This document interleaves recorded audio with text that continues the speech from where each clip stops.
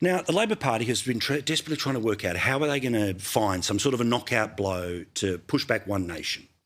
Now, I've shown you before about one of the ways they were going to do this, and they've done it pretty successfully through the union movement, which is to scare Labor voters that are a little bit One Nation curious about whether they were going to make the leap to One Nation, and they've sort of scared them about things like their industrial relations policy, and according to the polls, that's kind of worked. But there's this new tactic which is a little similar to the tactic that isn't really about Labor voters, it's just about kind of the lowest card in the race. And it's one, say, remember the Democrats. For all the complexities and dark arts of politics, there's kind of sometimes, every now and then, like high school politics. And by that I mean like friend politics, not even like student council, high school politics. And remember when the Democrats would just refer to Trump as weird and Republicans as weird and voters as weird. And this became, remember, weeks and weeks and weeks of the word weird, even though they were the weird ones and Biden was the weird one. Well, Albo has been, along with his ministers, trying to say that One Nation's weird. The Liberals are weird. The Nationals are weird. By extension, anyone who supports them is weird. And for those who don't care about politics as much as you and I, in the end, you're going to go with Labor because they're not the weird ones, even though we all know they're the weird ones. Not just because of their philosophies, but about what they do, how they behave, how they BS, how they gaslight, how they turn lies into law, all of that. Well, today we saw a new version of the "you're just weird" game, and it now involves the race card. Geez, I wonder what vanilla might be code for. The Education Minister referring about the monoculture debate. This was his excuse for using the term vanilla, but this is what he said. Now, let's supplement a flavour of ice cream and be pretty obvious here. He's saying white. Good day. Australia's media landscape got a little quieter this week, and the political landscape got a whole lot louder. And somehow, both of those stories are worth your next 12 minutes.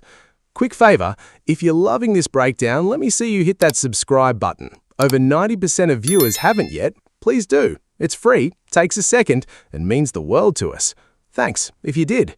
Now, back to the show. The fact that the Liberal Party, with all of that record, that they should be proud of, can't even say the word multiculturalism, sort of reeks of desperation. We've got three right-wing parties at the moment, the Libs, the Nats and One Nation. They're like the Neapolitan ice cream of Australian politics. The problem is they all want to be vanilla. Because what are the other two colours of Neapolitan ice cream? Brown and pink. But nobody wants to be the brown. Come on.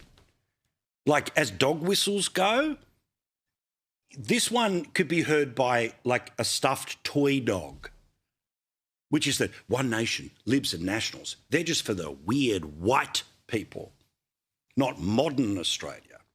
But, of course, Chris Bowen, champion of multiculturalism, Jason Clare, champion of multiculturalism, well, they, of course, subscribe to a theory which is that the Labor Party are the ones who get you, but the leaders have to be white and the blokes are white because that's the way the system works, right? I mean, come on. Again, like or dislike Pauline Hanson, like or dislike One Nation, dislike or like the Liberals or the Nats. If truly we have just got down to everyone but us is the white party, the vanilla party, I mean, what an insult, again, to people who, just like every other skin colour, don't choose it. But by that, the suggestion is that the culture and the values and the discussions and the flag and it's just white. It's vanilla. It doesn't have any inherent value. It has no nutritional value. It's ice cream. Now, maybe I'm putting too much thought into it. But that's the message they're sending, right? And they're not very subtle when they do it. But the latest opinion poll has come out and it shows, yes, another scenario where One Nation has lost a couple of points, but this time it is not the Labor Party. In fact, believe it or not, it is the Libs that have actually been the beneficiary of the most recent change, where a month ago it was Pauline Hanson that was the preferred Prime Minister according to the Resolve poll. Well, the headline on the Channel 9 News tonight was very clear. The only thing in this poll worth paying attention to was Pauline vanilla white.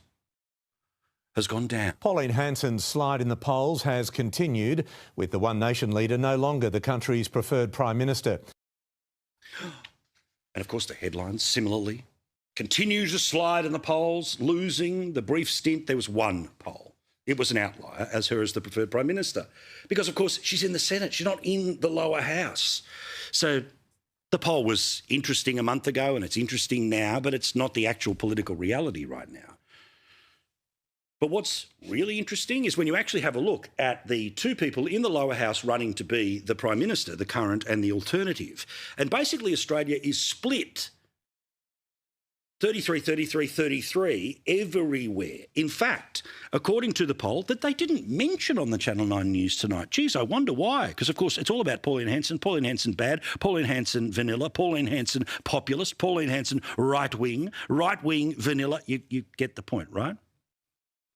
You can see Taylor 32, Albanese 31, undecided, or the bug of them all, 37% nationally is currently the number. As for in New South Wales, it is Taylor 35, undecided 34, and Albanese 31. Undecided in Victoria 37, Taylor 34, 29 Albanese. In Queensland, 38 undecided or none of the above, 34 Taylor, 28 Albanese. The only thing that props him up as the preferred Prime Minister conversation are the rest of the country numbers, Western Australia, South Australia, Tasmania, and these polls, unlike, say, the YouGov poll, don't really heavily sample those areas, hence why it all just gets thrown together as a rest of country. Labor has landed on a new favourite word, and that word is weird. Sound familiar? It's the same playbook the Democrats ran on Trump. Brand the opposition as strange, unnormal, not like us, and suddenly you don't need a policy, you just need vibes. Except here, it's not just aimed at one nation. It's aimed at the Liberals, the Nationals, basically anyone standing to Labor's right of the fence. And this week, it got a very Freudian slip attached to it. Education Minister Jason Clare went on Sky's Sunday Agenda and compared the Libs, the Nats and One Nation to a tub of Neapolitan ice cream. Chocolate, strawberry, and apparently they all secretly just want to be vanilla. Host Andrew Clennell didn't let that slide for half a second. They want whites only. And Clare didn't exactly sprint away from the implication. Now, call it clumsy, call it a gotcha, call it whatever you like, but when your government's messaging strategy requires a thesaurus of coded insults instead of an actual housing policy, that tells you something.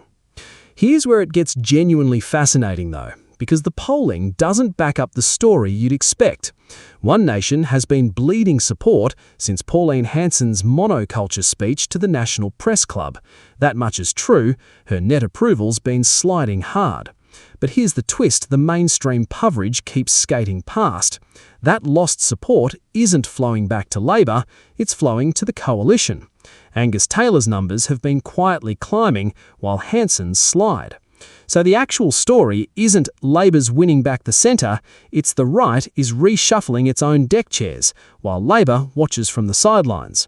That's a very different headline to the one being run, and it's worth asking why. But again, can we replay the introduction from the Channel 9 News? Did they talk at all about how the current Prime Minister is running third in the real race of preferred Prime Minister? Pauline Hanson's slide in the polls has continued, with the One Nation leader no longer the country's preferred Prime Minister. They didn't even do a story on it. They just sort of read the polls and it was about 30 seconds because anything other than the headline, yes, which is One Nation coming down a little bit, and that preferred Prime Minister fan fiction that was around a month ago, and I called it fan fiction then. No, that's the headline, right? Their own poll. They get access to it. Now, it all gets released at 6 p.m. Presumably, they were able to see it well and truly before 6 p.m. because it's put together by the Resolve Political Monitor, which does it for the newspapers that are owned by the same company as the TV station, right? Prime Minister's performance, 55% bad or very bad. Good or very good, 35%. I don't know, but the story's Pauline Hanson. As for the overall primary vote, Labor back on top, 28%, but basically no change. in the past couple of months. Instead, what the One Nation Party has lost, the Libs are now starting to gain. Now, is this the beginning of the end of One Nation? No. Is this the beginning that the One Nation vote that they may lose over the next little while, they've already kind of washed out some of those Labor people and now it's going to be an exchange back with the Liberal Party? Yeah, maybe. Obviously, we'll get lots of polls. We've got a Sky News pulse coming up on Tuesday, but you think the majority of Australians think the Prime Minister's doing a bad or a very bad job. Would that be the headline? No. Pauline Hanson. And then they put this poll up, which was people's opinions of all of the different policies that she has, including apparently the single most important one, because it's at the top of the list, many younger workers are lazy. You think that's the number one thing Pauline Hanson's about? Anyway, 50% of people agree with her, 23% disagree. The most popular stuff, 72 and 73% of people agree we should look carefully into the NDIS because there might be rorting or poverty is a problem in Australia. Oh, yeah, and about migration, you know, the thing that also Australians kind of like her on, just 20% of people disagree with her, 53% agree with her. No, but the headline. So her most popular positions, migration, least popular position though, and this is something that's important for those who constantly rallying about selling off the ABC, and you may have noticed I'm not somebody who ever talks about that stuff, even though I'm not a fan of it. The least popular ones, 29% of people say SBS should be defunded by the government. Well, only 29% support, 36% don't support that. 31% support reducing the funding of the ABC, making it a subscription service. 40% don't approve of that.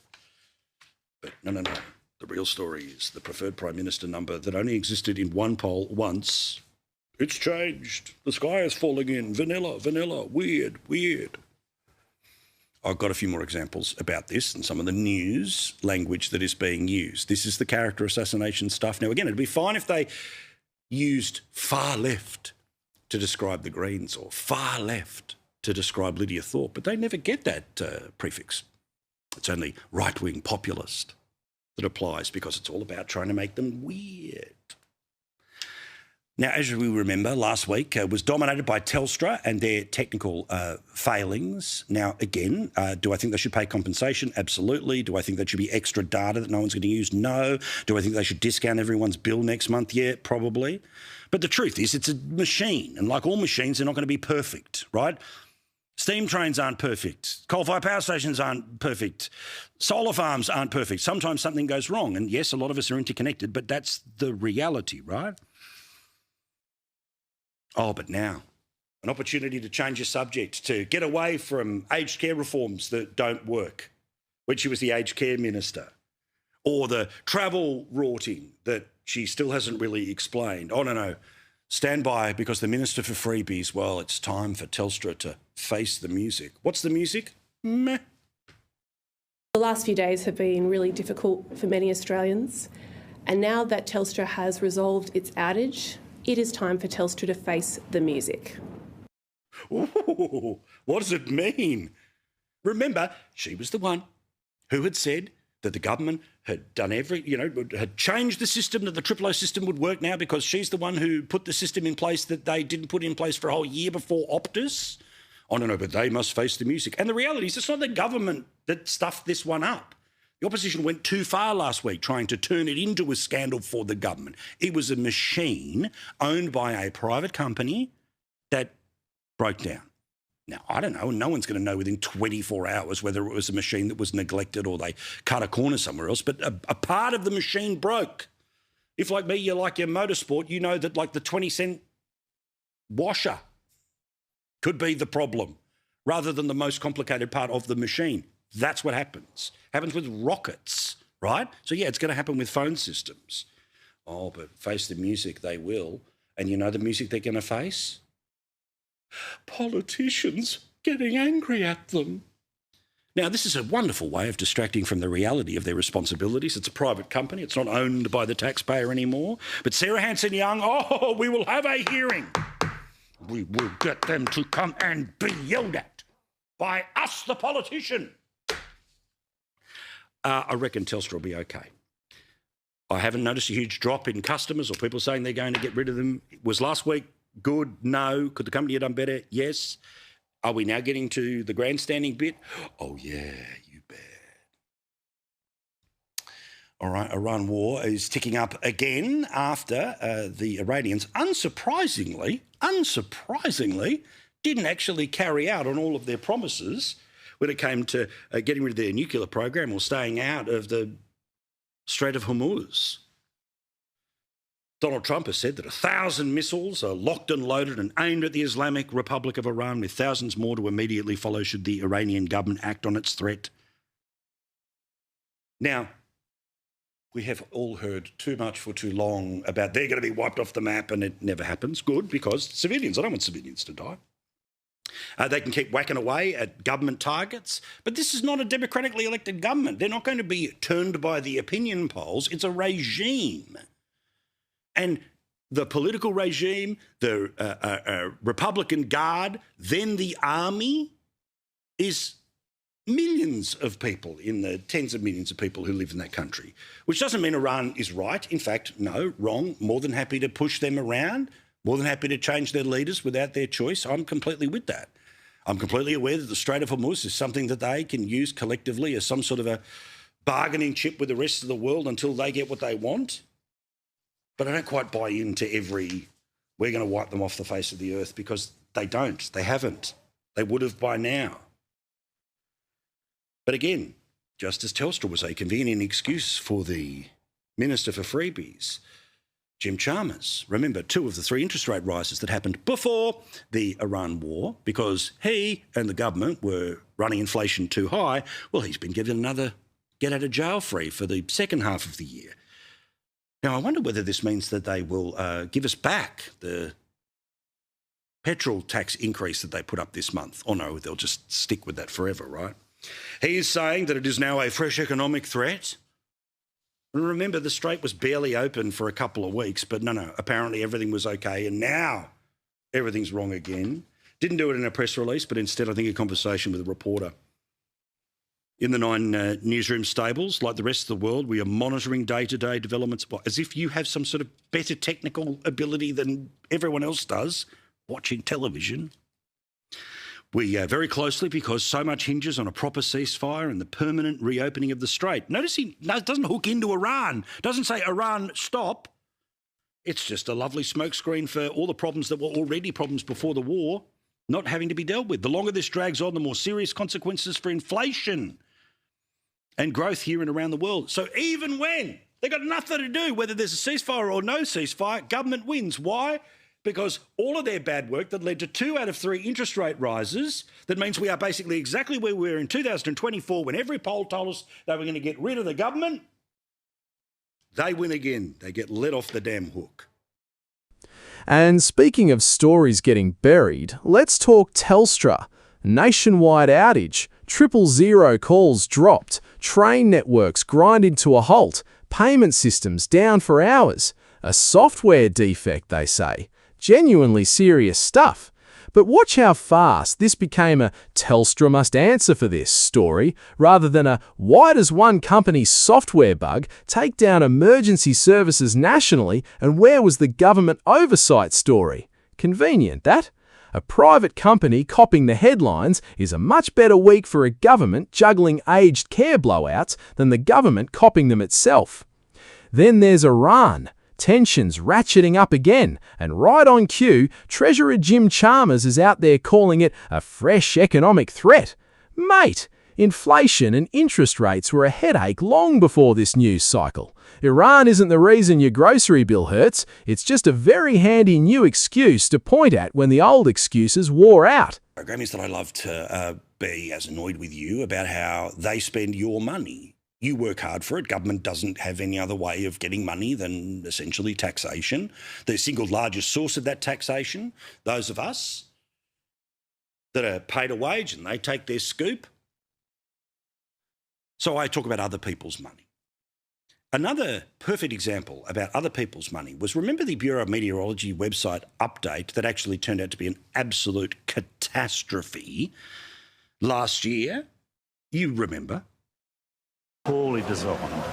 Don't like it. I like the old-fashioned one. Only a government department could spend $96 million and get it that wrong. I'm a bomb enthusiast. as we talked about earlier, and it just didn't show the aggression that was there. So you found it quite confusing to navigate? I did. Yeah, very much so. I won't lie, and maybe it's a getting older thing. I am also a bomb enthusiast. I've got all the apps and all the news. What's happening with the rain and what will happen next day and what happened. Yeah, we're all into it, right? And clearly I'm not a farmer, but you're just interested.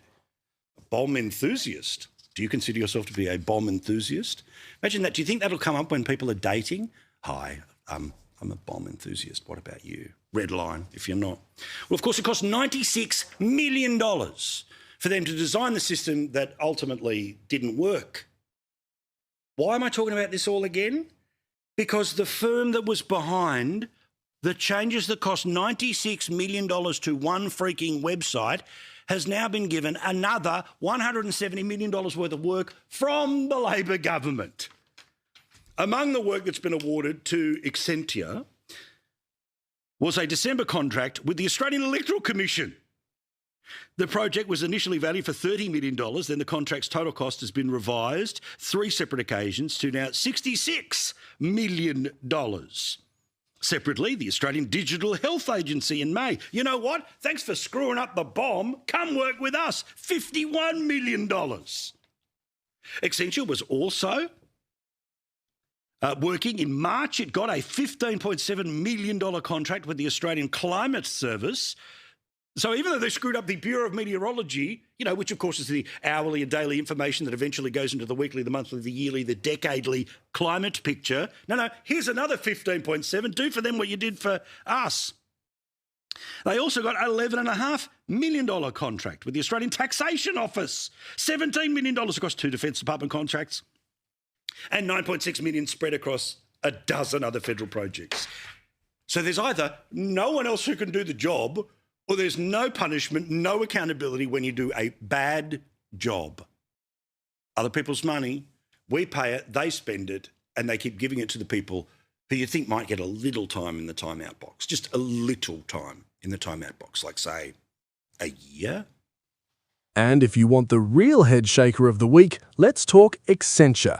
This is the consultancy that ran the Bureau of Meteorology's website redesign, a project that started life quoted at $4 million and somehow limped across the line at $96.5 million. $96 million for a weather website that then broke during actual storms. You'd think that's the kind of performance that gets you blacklisted. Instead, Accenture picked up a new multi-million-dollar contract to build the Climate Services platform, another multi-million-dollar deal with the Australian Electoral Commission, and a further contract with Defence for cloud services. Same firm, same taxpayer, same pattern. Get it wrong, get rewarded anyway. If you or I turned up $90 million over budget at work, we wouldn't be getting a bonus, we'd be getting escorted to the car park. Thank you for watching. Let us know your thoughts in the comments below.